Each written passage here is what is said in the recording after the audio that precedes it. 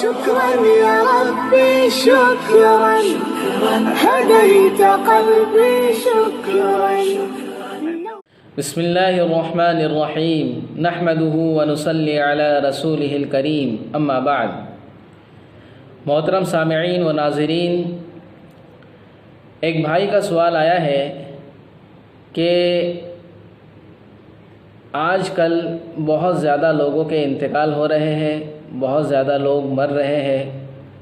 کچھ لوگ تو اس وبا کی وجہ سے، کچھ لوگ کسی اور وجہ سے، لیکن اموات کے اندر یعنی لوگوں کے مرنے کے اندر بہرحال اضافہ تو ہوا ہے.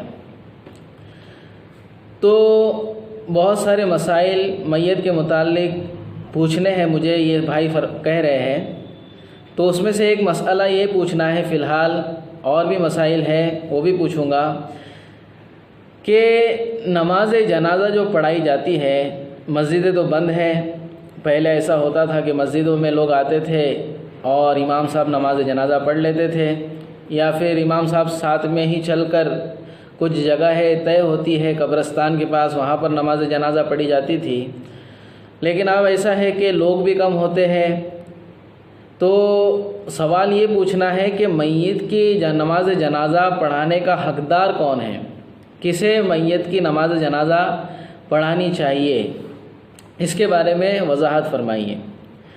تو دیکھو بھائی، سب سے پہلا اس کا جواب تو یہ ہے کہ میت کو نماز جنازہ جو پڑھانا ہے اس کا حقدار اس کا ولی ہے. ولی کس کو کہتے ہیں؟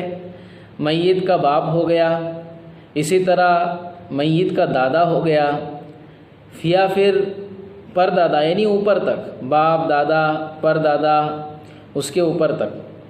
اگر باپ بھی نہیں ہے، دادا بھی نہیں ہے، اوپر کوئی بھی نہیں ہے میت کا، تو پھر ترتیب اس طرح ہوگی کہ بیٹا، اسی طرح پوتا، پڑ پوتا، نیچے تک، اس طرح سے ترتیب ہوگی.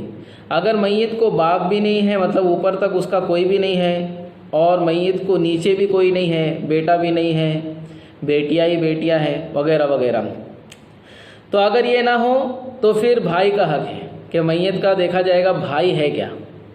اگر بھائی نہیں ہے تو پھر چچا کا حق ہے، چچا نماز پڑھائے گا جنازے کی. چچا بھی نہیں ہے تو پھر بھتیجا، چچا زاد بھائی جو ہوتے ہیں، چچا زاد بھائی، وہ نماز پڑھائیں گے. غرض ایک بات یہ سمجھنا ہے کہ میت کی نماز جنازہ اس کا قریبی رشتہ دار پڑھائے، یہ بہتر ہے، افضل ہے. لیکن آج چونکہ ماحول ایسا بنا ہوا ہے، لوگ اپنی دنیا میں اتنا مگن ہے، اتنا لگے ہوئے ہیں کہ کئی لوگ ایسے ہیں، بلکہ اکثر لوگ ایسے جن کو نماز جنازہ کا نہ طریقہ ہے پتہ، نہ وہ پڑھا پائیں گے، نہ ان کو دعائیں پتہ ہے. تو پھر اس حال میں کیا کرنا ہے؟ اس حال میں یہ کرنا ہے کہ کوئی ہمارے محلے کے اندر جانکار ہو، اہل علم ہو، مولانا ہو، عالم ہو، حافظ ہو، امام صاحب ہو، ان کو اس کا وکیل یعنی ذمہ داری دے دی جائے کہ امام صاحب آپ نماز جنازہ پڑھائیے. اس کے اندر بھی ادب ہے دوستو. دو چیزیں یہاں پر دھیان رکھنا ہے. اکثر اس چیز میں عام لوگوں سے غلطی ہوتی ہے کہ ہمارے گھر کے اندر کوئی اہل علم نہیں ہے، نماز جنازہ پڑھانے کی کیپیسٹی نہیں ہے اس کی، تو بالکل میت کو تیار کر کے لاتے ہیں، رکھتے ہیں، اس کے بعد امام صاحب کو ڈھونڈتے ہیں. یہ بالکل نامناسب چیز ہے. یہاں پر دو چیزیں سمجھنی ہیں. ایک تو یہ ہے کہ نماز جنازہ کون پڑھائے گا اس کا مشورہ کیا جائے.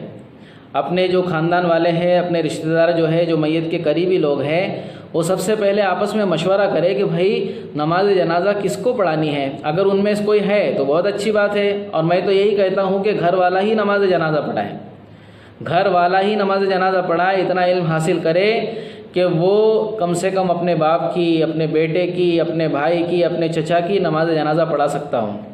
اتنا تو کم سے کم علم حاصل کرے میرے بھائی.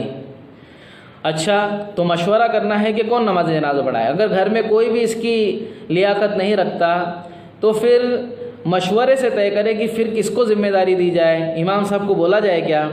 سب مل کر کے مشورہ کرے، طے کر کے پھر امام صاحب کو بولے. ورنہ کیا ہوتا ہے، جہالت کی بات ایسی ہوتی ہے کہ جنازہ تیار ہو کے آ جاتا ہے، گھر کا ایک آدمی امام صاحب کو جا کے بولتا ہے مولانا آپ کو نماز پڑھانی ہے. اب امام صاحب آگے بڑھ جاتے ہیں اور پیچھے کوئی دوسرا کھڑا رہتا ہے، اپنے ان کے گھر کا، ان کا رشتہ دار، بہت آتے ہیں ایک سے میت کے اوپر ایک سے ایک آتے ہیں. ہمارا تو ایسے لوگوں سے اکثر واسطہ پڑتا ہے، تو بولتا نہیں مولانا نہیں پڑھائیں گے، فلاں پڑھائیں گا. تو اس کے اندر کیا ہو جاتا ہے، مسجد میں یا پھر جس جگہ پر نماز جنازہ ہو رہی ہے وہاں پر تماشے ہو جاتے ہیں.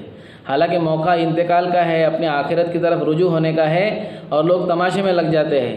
اور پھر کبھی کبھی ایسی بھی چیزیں آتی ہیں وہ ہمارے عقیدے کے نہیں ہیں، ان کو نماز جنازہ پڑھانے مت بولو.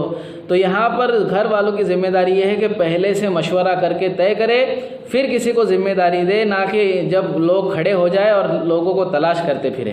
اس لیے اس بات کا ذہن میں رکھنا ہے، اگر ہمارے گھر میں کوئی نہیں ہے تو پھر ہم کسی اہل علم کو درخواست کریں کہ آپ ہمارے ابا کی، آپ ہمارے بیٹے کی، آپ ہمارے چچا کی نماز جنازہ پڑھا دے.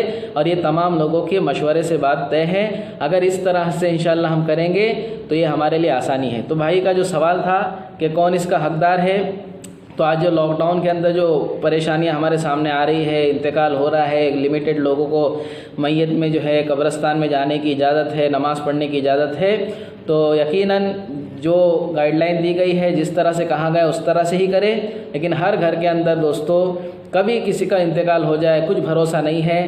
ہم جو ہے علم کو حاصل کرنے کی کوشش کریں. لوگ علماء اور مفتیان چلا کے تھک گئے، سالوں سے کہہ رہے کہ بھائی علم حاصل کرو، اس سے پہلے کہ تم علم حاصل کرنے کے قابل نہ رہو. اس بات کو دوستو ذہن میں رکھیں. اللہ رب العزت ہم سب کو عمل کی توفیق عطا فرمائے. اللہ اللہ اللہ